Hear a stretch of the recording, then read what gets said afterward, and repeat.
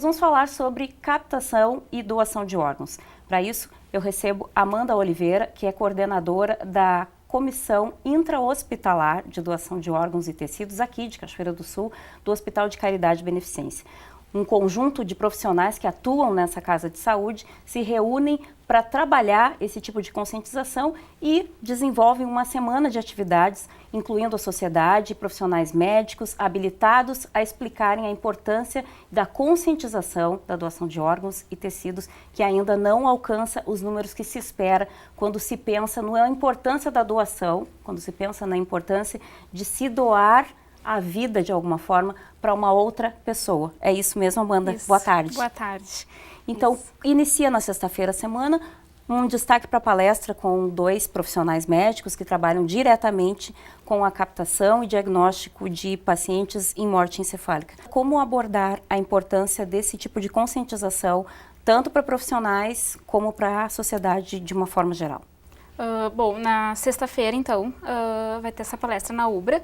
Os profissionais que estarão presentes conosco são o Dr. Ricardo Carreira, que é o neurologista, que nos auxilia, então, aqui em Cachoeira, no diagnóstico de morte encefálica, e o Dr. Lucas, que é coordenador da OPO 6, que é o órgão que regula a nossa CIDOT, né, que fica em Lajeado, a OPO 6.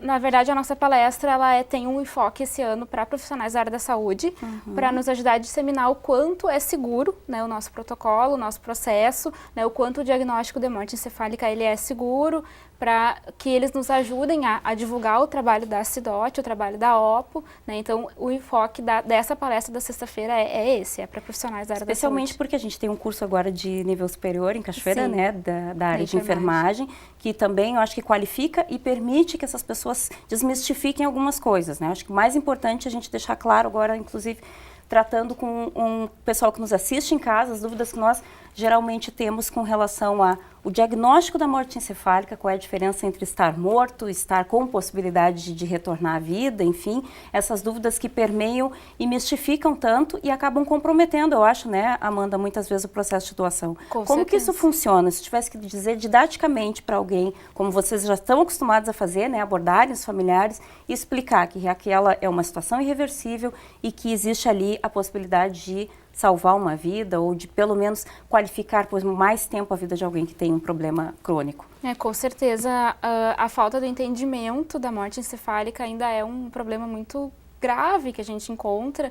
Então, a gente, a partir do momento que a gente suspeita da possibilidade de uma morte encefálica, né, dentro do setor, a gente já começa a conversar com a família, a gente já certifica de que ela entende ou não o que é a morte encefálica. E esse trabalho ele todo realizado muito antes da gente abordar a doação. Né? A gente jamais vai falar em doação de órgãos sem ter certeza de que a família está entendendo que é uma situação irreversível, que o paciente realmente está morto.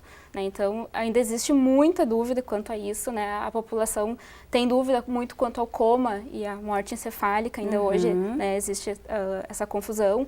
Né? Então, a gente trabalha muito isso com as famílias, né? Esse também é um dos trabalhos uma parte mais importante do trabalho da CIDOT, que é realmente fazer a família entender o que é a morte encefálica. Então, o que é morte encefálica e o que é coma? O que diferencia um do outro?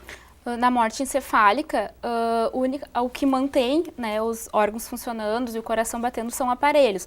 Né? O cérebro não envia mais comandos para os demais órgãos. O coma é diferente. Né? No coma, os demais órgãos continuam funcionando independente de aparelhos. Né? O coma a gente pode reverter. A morte encefálica não, é a morte, é irreversível.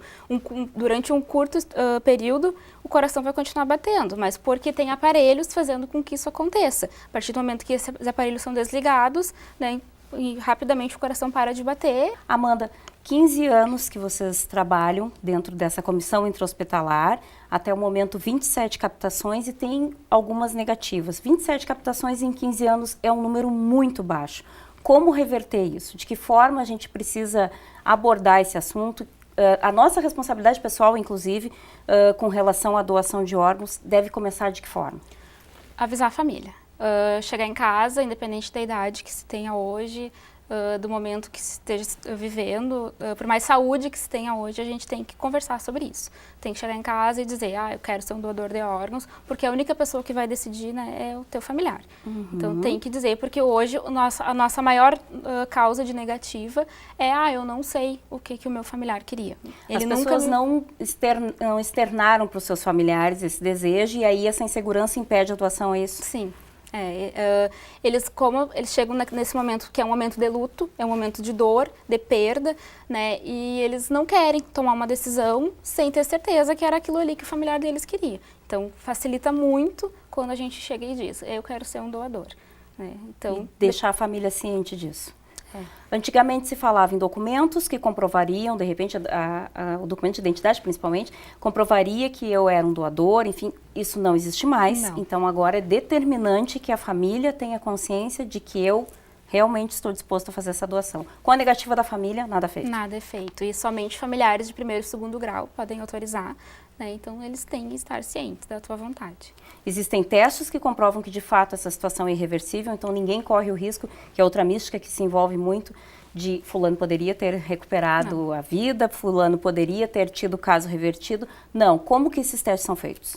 São 2 testes, né, clínicos e um teste de imagem. O primeiro ou o segundo teste clínico obrigatoriamente tem que ser realizado por um neurologista. O segundo é realizado por um plantonista, que geralmente o que está na UTI, né, no dia, faz o teste em um período de 6 horas entre o primeiro e o segundo teste clínico.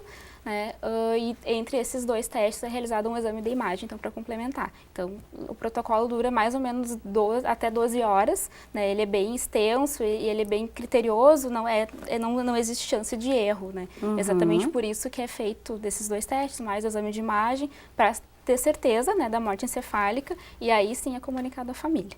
E aí inicia, então, esse processo da doação Da doação, a entrevista com a família e o processo de doação, se a família aceitar. Neste ano, quantas captações já foram feitas? 4 captações. Ao todo foram 12 protocolos abertos, 4 captações, 4 negativas familiar e 4 incompatibilidades para doação.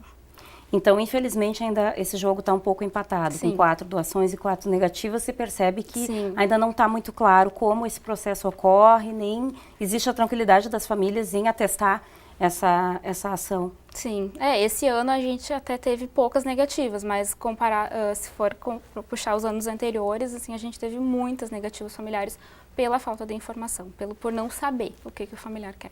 Na abertura da semana, então, direcionamento técnico e ao longo da semana, onde as pessoas podem ser envolvidas para entender dessa forma bem didática, como tu colocaste para mim, o processo de doação e a importância dessa conscientização. Sim, na sexta-feira na UBRA, então, vai ser abordado todo o protocolo de morte encefálica, como ele é realizado do início ao fim pelo neurologista aqui de Cachoeira, ele que, né, participa da grande maioria dos nossos protocolos, né, então quem tiver dúvida pode participar, é aberto ao público, né, o foco é os profissionais da área da saúde, mas quem tiver dúvida, quiser participar, não tem problema. É só comparecer no local às 19 horas. Às 19 horas. Na segunda-feira vai ser um dia todo de doação de sangue, né? O banco de sangue vai ser aberto para quem quiser realizar a doação. Que fica junto ao HCB, né? Que fica junto ao HCB.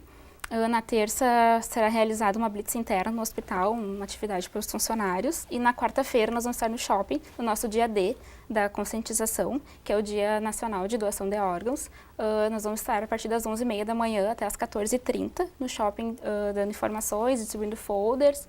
E marcando presença. Marcando presença. E a partir das 19 horas também nós vamos estar por lá. Em 2 turnos. Em 2 turnos. Só a equipe Sidote que participa dessa atividade ou toda a equipe do hospital se envolve de alguma forma? Nessa atividade, a equipe Sidote também foi aberta para os acadêmicos da enfermagem da UBRA, que vão ajudar. Que fazem essa parceria com vocês. Para eles já nos ajudar a divulgar o nosso trabalho e conscientizar as pessoas, né, o quanto é importante conversar e avisar que quer ser um doador. Então tá, agradeço a presença da Amanda aqui conosco, nos trazendo informações a respeito da doação de órgãos e dessa programação intensa aí que vai acontecer a partir de sexta-feira.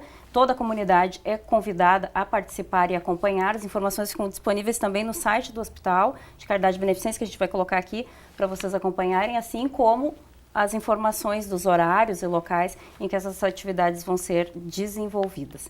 Amanda, muito obrigada e fica o convite, então, vamos nos conscientizar, conversar em casa com a família, deixar claro que essa corrente do bem precisa continuar.